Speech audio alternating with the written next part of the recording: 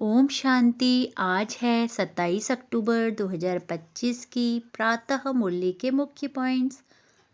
बाबा ने कहा, मीठे बच्चे, अपनी आंखों को सिविल बनाओ।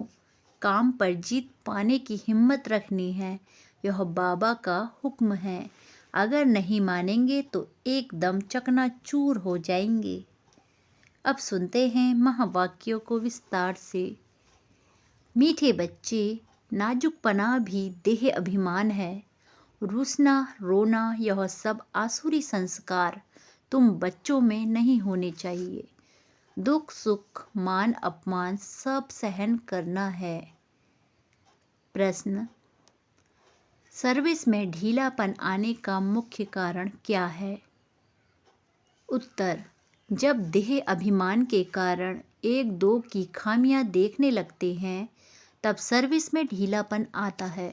आपस में अनबनी होना भी देह अभिमान है। मैं फैलाने के साथ नहीं चल सकता, मैं फलाने के साथ नहीं चल सकता, मैं यहाँ नहीं रह सकता, यह सब नाजुकपना है। यह बोल मुख से निकालना माना कांटे बनना। नाफरमान बरदार बनना। बाबा कहते हैं, बच्चे तुम रूहानी मिलिट्री हो, इसीलिए ऑर्डर हुआ तो फौरन हाजिर होना चाहिए। कोई भी बात में आनाकानी मत करो। ओम शांति। रूहानी बाप बैठ रूहानी बच्चों को समझाते हैं। बच्चों को पहले पहले यह शिक्षा मिलती है कि अपने को आत्मा निश्चय करो। देह अभिमान छोड़ देही अभिमानी बनना है। हम आत्मा हैं। देही अभिमानी बने तब ही बाप को याद कर सके। वह है अज्ञान काल, यह है ज्ञान काल। ज्ञान तो एक ही बाप देते हैं जो सर्व की सद्गति करते हैं, और वह है निराकार, अर्थात उनका कोई मनुष्य आकार नहीं है। जिसको मनुष्य का आकार है उनको भगवान नहीं कह सकते। अब आत्माएं तो सब निराकारी ही है, परंतु देह अभिमान में आने से अपने को आत्मा भूल गए हैं। अब बाप कहते हैं, तुमको वापस भी आ जाना है। अपने को आत्मा समझो, आत्मा समझ बाप को याद करो, तब जन्म जन्मांतर के पाप भस्म हो और कोई उपाय नहीं। आत्मा ही पतित, आत्मा ही पावन बनती है।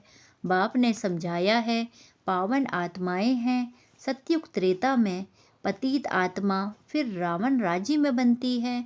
सीढ़ी में भी समझाया है, जो पावन थे वह पतित बने हैं।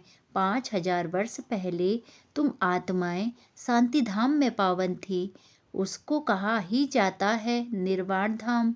फिर कलयुग में पतित बनते हैं, तब चिल्लाते हैं, हे पतित पावन आओ। बाबा समझाते हैं, बच्चे मैं जो तुमको ज्ञान दे रहा हूँ पतित से पावन होने का, यह सिर्फ मैं ही देता हूँ, जो फिर प्रायः लोप हो जाता है। बाप को ही आकर सुनाना पड़ता है।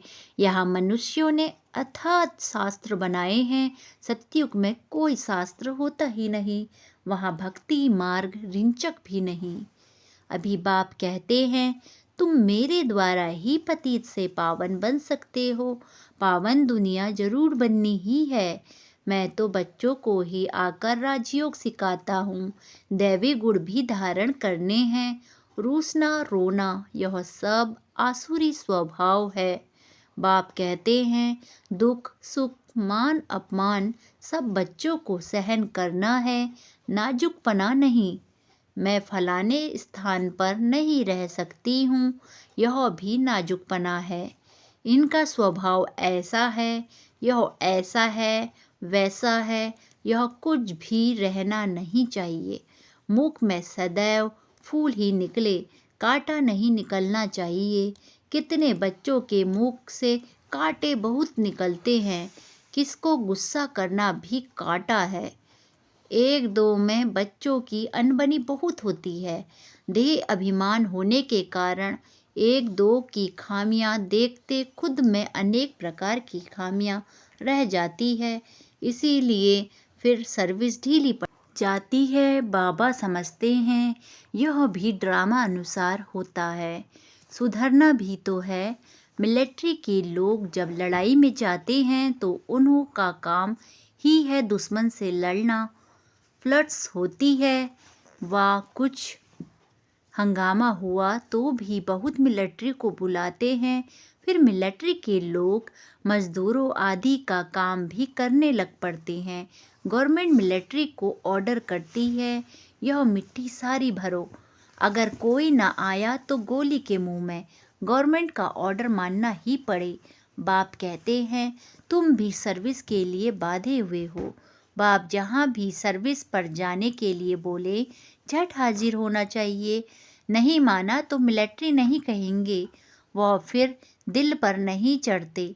तुम बाप के मददगार हो सबको पैगाम देने में। अब समझो कहाँ बड़ा म्यूजियम खोलते हैं, कहते हैं 10 माइल दूर है। सर्विस पर तो जाना पड़े ना, खर्चे का ख्याल थोड़े ही करना है। बड़े से बड़ी गवर्नमेंट बेहद के बाप का ऑर्डर मिलता है, जिसका राइट हैंड फिर धर्मराज है।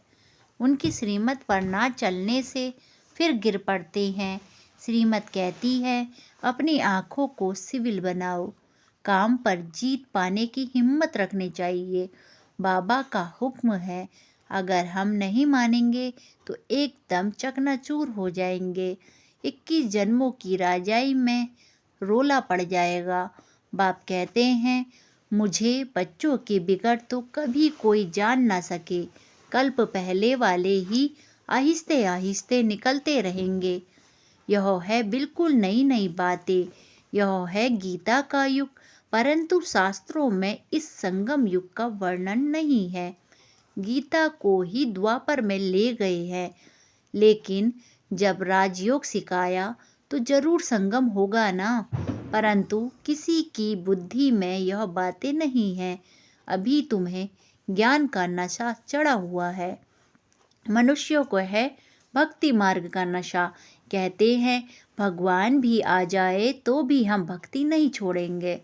यह उत्थान और पतन की सीढ़ी बहुत अच्छी है, तो भी मनुष्यों की आंखें नहीं खुलती हैं। माया के नशे में एकदम चकनाचूर हैं। ज्ञान का नशा बहुत देरी से चढ़ता है। पहले तो दैवी गुण भी चाहिए। बाप का कोई भी ऑर्डर हुआ तो उसमें आनाकानी नहीं करनी है। यह मैं नहीं कर सकता हूँ, इसको कहा जाता है नाफरमान बरदार। श्रीमत मिलती है ऐसा ऐसा करना है तो समझना चाहिए कि शिव बाबा की श्रेष्ठ मत है। वह है ही सद्गति दाता। दाता कभी उल्टी मत नहीं देंगे। बाप कहते हैं मैं इनके बहुत जन्मों के अंत में प्रवेश करता हूँ। इनसे भी देखो लक्ष्मी ऊंच चली जाती है। गायन भी है, फीमेल को आगे रखा जाता है। पहले लक्ष्मी फिर नारायण। यथा राजा रानी तथा प्रजा हो जाती है। तुमको भी ऐसा श्रेष्ठ बनना है। इस समय तो सारी दुनिया में रावण राज्य है। सभी कहते हैं राम राज्य चाहिए। अब है संगम। जब इन लक्ष्मी नारायण का राज्य था तो रावण राज्य नहीं था।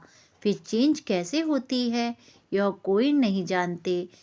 सभी घोर अंधियारे में हैं। समझते हैं कलयुग तो अभी छोटा बच्चा रेगड़ी पहन रहा है, तो मनुष्य और ही नींद में सोए हुए हैं। यह रूहानी नॉलेज रूहानी बाप ही रूहों को देते हैं। राजयोग भी सिखलाते हैं। श्री कृष्ण को रूहानी बाप नहीं कहेंगे। वह ऐसे नहीं कहेंगे कि हे रूहानी बच्चों।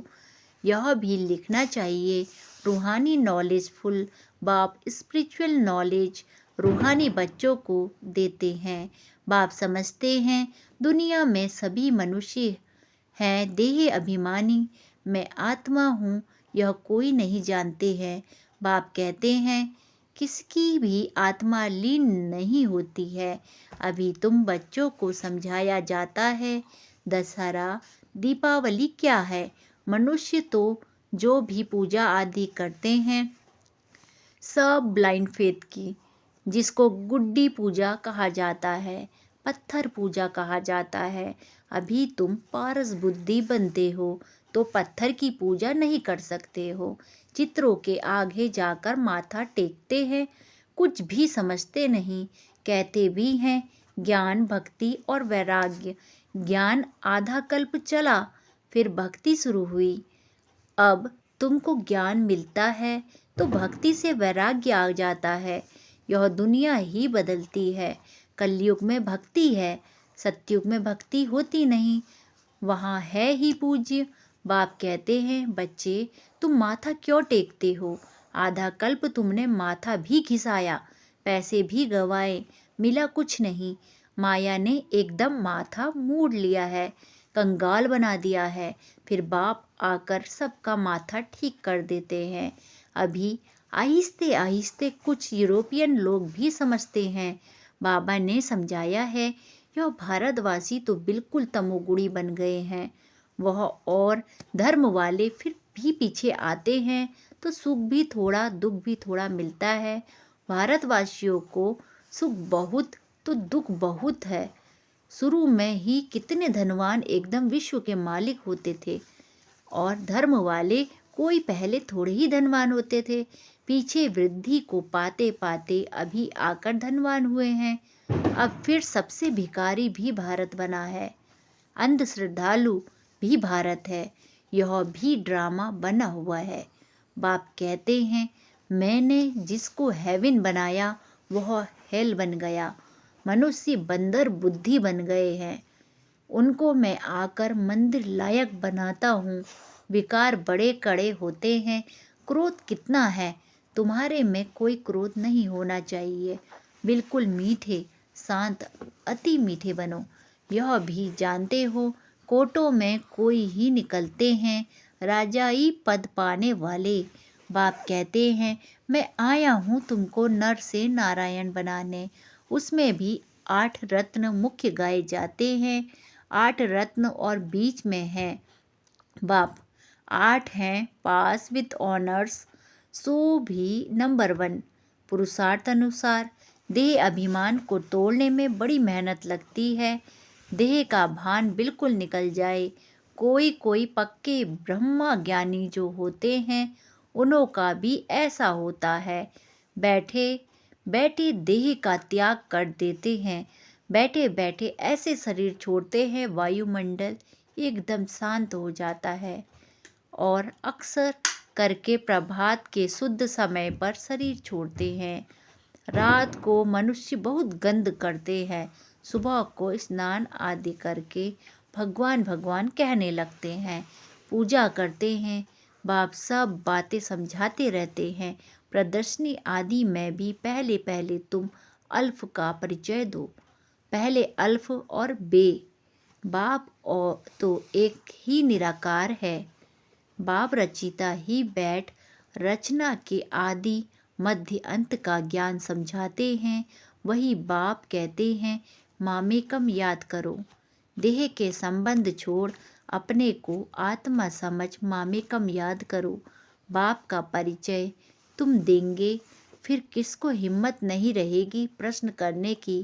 पहले बाप का निश्चय पक्का हो जाए तब बोलो। 84 जन्म ऐसे लिए जाते हैं। चक्र को समझ लिया, बाप को समझ लिया, फिर कोई प्रश्न उठेगा नहीं। बाप का परिचय देने बगैर बाकी तुम तिक तिक करते हो तो उसमें तुम्हारा टाइम बहुत वेस्ट हो जाता है। गले ही घुट जाते हैं। पहली पहली बात अल्फ की उठाओ। टिक टिक करने से समझ थोड़े ही सकते हैं। बिल्कुल सिंपल रीति और धीरे से बैठ समझाना चाहिए। जो देही अभिमानी होंगे वही अच्छा समझ सकेंगे। बड़े बड़े म्यूजियम में अच्छे अच्छे समझाने वालों को मदद देनी पड़े। थोड़े रोज अपना सेंटर छोड़ मदद देने आ जाना है। पिछाड़ी में सेंटर संभालने कोई को बिठा दो। अगर गद्दी संभालने लायक कोई को आप समान नहीं बनाया है तो बाप समझेंगे कोई काम के नहीं, सर्विस नहीं की। बाबा को लिखते हैं सर्विस छोड़ कैसे जाए। अरे बाबा हुक्म करते हैं फलानी जगह प्रदर्शनी है, सर्विस पर जाओ। अगर गद्दी लायक किसी को नहीं बनाया है तो तुम किस काम के? बाबा ने हुक्म किया है, झट भागना चाहिए। महारथी ब्राह्मणी उनको कहा जाता है। बाकी तो सब हैं घोड़े सवार प्यादे।